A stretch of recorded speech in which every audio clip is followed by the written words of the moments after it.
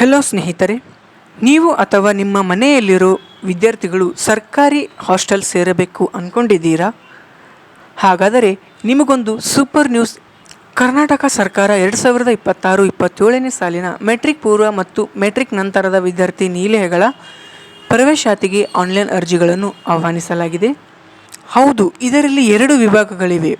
ಮೊದಲನೆಯದು ಮೆಟ್ರಿಕ್ ಪೂರ್ವ, ಅಂದರೆ 10ರಿಂದ 10ನೇ ತರಗತಿ ವಿದ್ಯಾರ್ಥಿಗಳಿಗೆ ಅರ್ಜಿ ಸಲ್ಲಿಸಲು ಕೊನೆಯ ದಿನಾಂಕ 30/6/2026ಕ್ಕೆ ಕೊನೆಗೊಳ್ಳುತ್ತದೆ.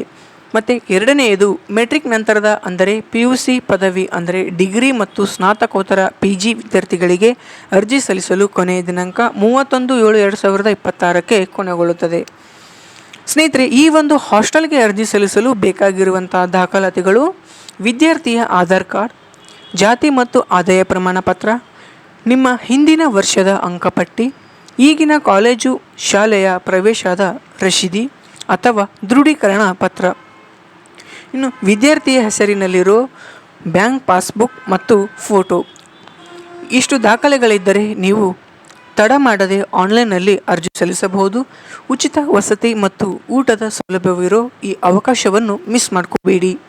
ಸ್ನೇಹಿತರೆ, ಈ ಮಾಹಿತಿ ನಿಮ್ಮ ಸ್ನೇಹಿತರಿಗೆ ಅಥವಾ ಯಾರಿಗಾದರೂ ಹೆಲ್ಪ್ ಆಗಬಹುದು. ತಕ್ಷಣ ಈ ವಿಡಿಯೋವನ್ನು ಶೇರ್ ಮಾಡಿ ಮತ್ತು ಈ ಮಾಹಿತಿ ಇಷ್ಟವಾದರೆ ಈಗಲೇ ಫಾಲೋ ಮಾಡಿಕೊಳ್ಳಿ. ಹಾಗೆ ಈ ಒಂದು ವಿಡಿಯೋನ ಲೈಕ್ ಮಾಡಿ.